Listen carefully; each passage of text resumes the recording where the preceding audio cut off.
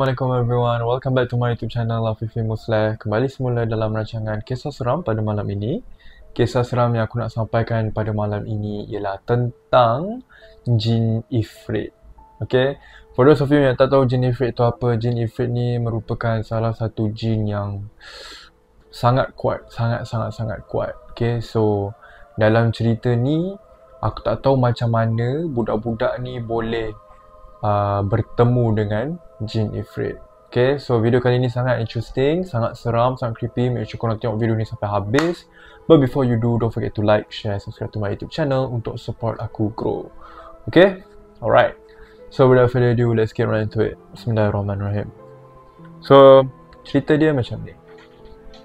Pada mulanya nama aku dalam cerita ni Amir. Contoh nama aku Amir. So aku ni student university. Okay, aku ni baru je, tak adalah student university baru lepas SPM, maksudnya student university yang baru masuk degree. Okay, dari diploma nak masuk degree. Okay, so waktu nak masuk degree ni aku dicampak ke universiti yang jauh daripada rumah aku lah. Rumah aku dekat KL tapi aku dicampak ke Perlis.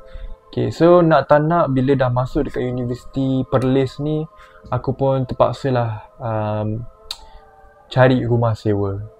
Okay, so since aku ni student and kawan rapat aku pun yang aku kenal yang masuk universiti Perlis tu pun dua orang je aku kenal. So total kita orang 3 orang.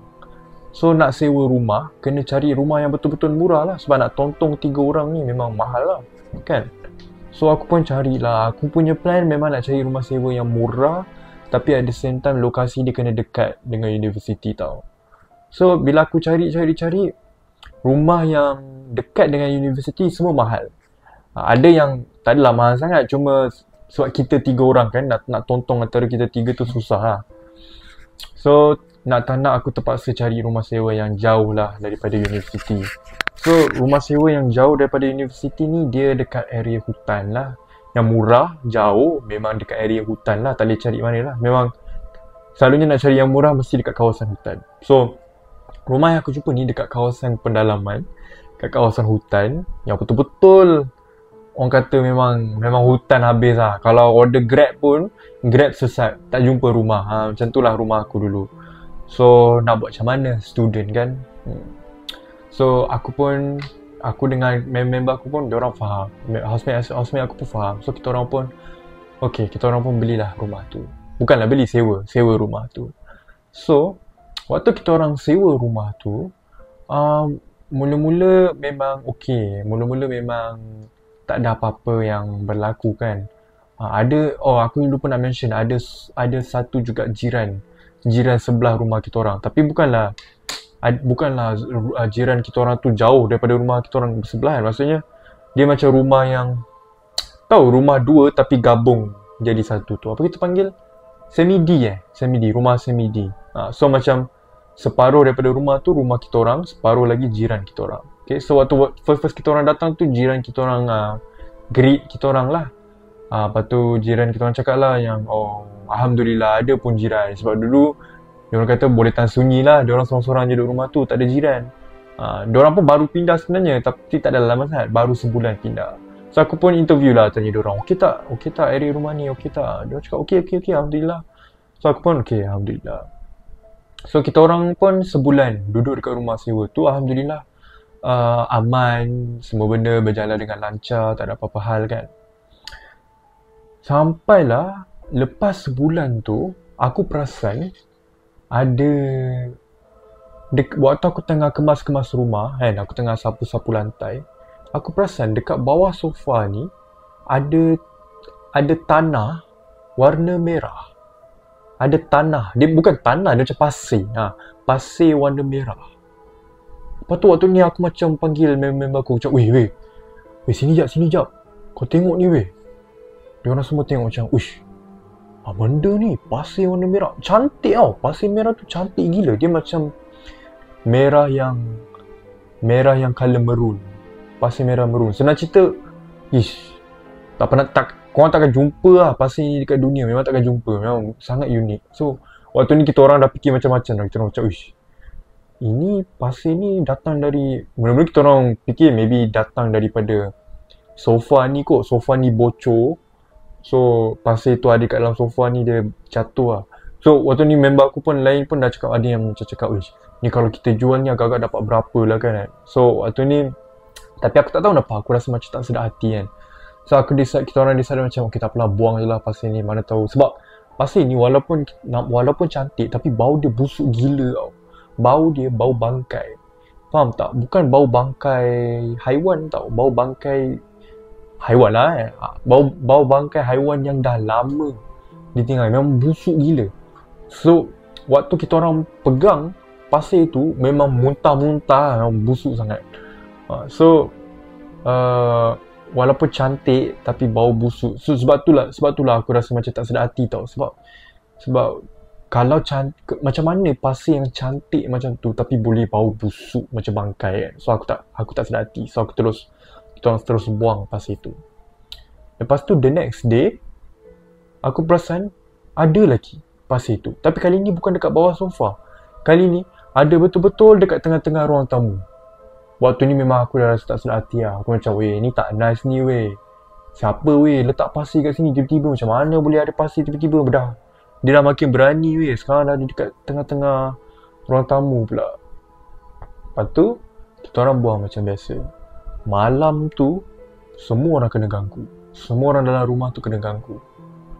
And semua orang kena ganggu dengan benda yang sama. Semua orang kata nampak ada macam, nampak bayangan manusia yang tingginya lebih kurang 2 meter lebih tinggi dia. 2 meter lebih. Sebenarnya cerita bukan lebih, rasanya lebih daripada 2 meter sebenarnya. Sebab kita orang nampak benda tu, kepala dia betul-betul dah dekat bumbung, tapi still dia kena macam tunduk lagi. Faham tak? Maksudnya dah terlalu tinggi tu, depan dinding pun dia kena bengkokkan kepala. Macam tu lah. Kita orang semua nampak benda tu. Dan benda tu, muka dia shadowy, muka dia hitam, so kita orang tak nampak muka dia. Tapi nampak badan dia kurus keding, tinggi gila, macam Slenderman. Korang pernah nampak Slenderman? Ibarat dia punya size tu macam Slenderman. Tangan pun panjang. Tu. Kita orang semua housemate kita orang nampak dekat bilik. And bila kita orang nampak tu, kita orang tidur. Kita orang buat bodoh je. Tapi malam tu semua nampak Lepas tu keesokan harinya semua demam. Demam seminggu babe. Demam seminggu. Lepas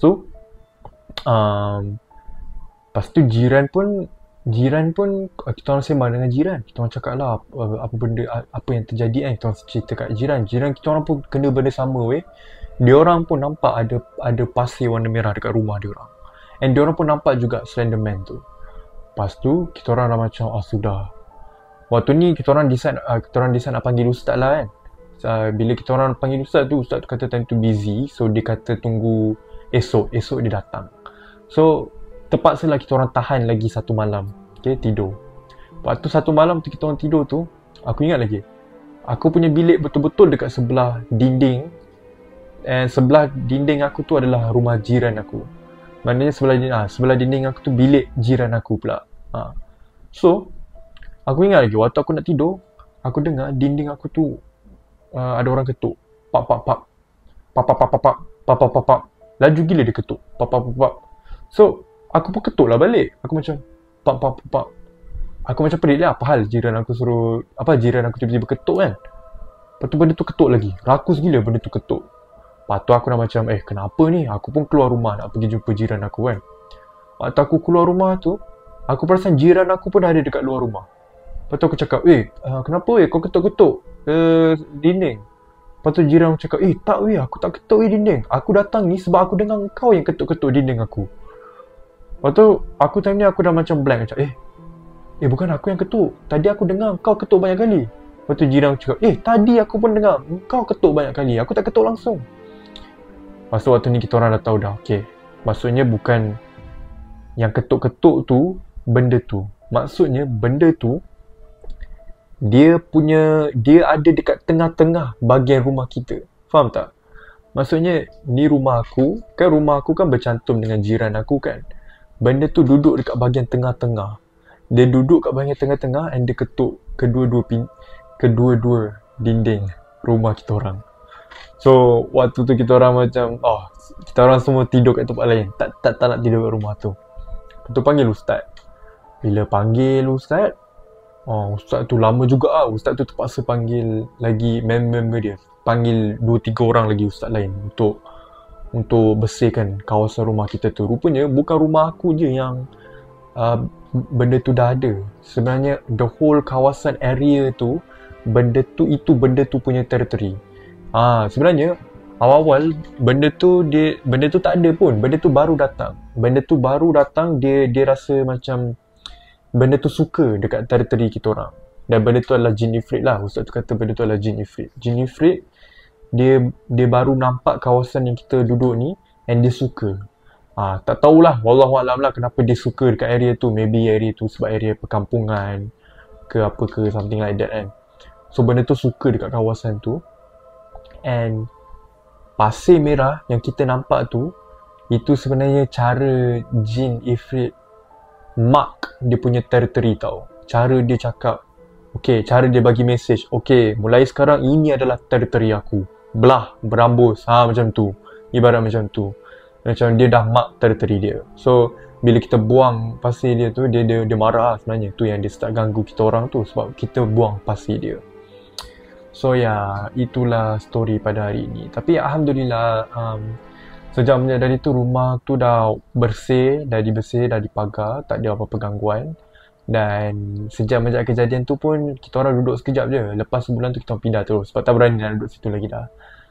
So that's all for today. Thank you so much for watching guys. I hope you guys enjoy. Don't forget to like, share, subscribe to my YouTube channel. I'll see you guys next time. Bye. Assalamualaikum.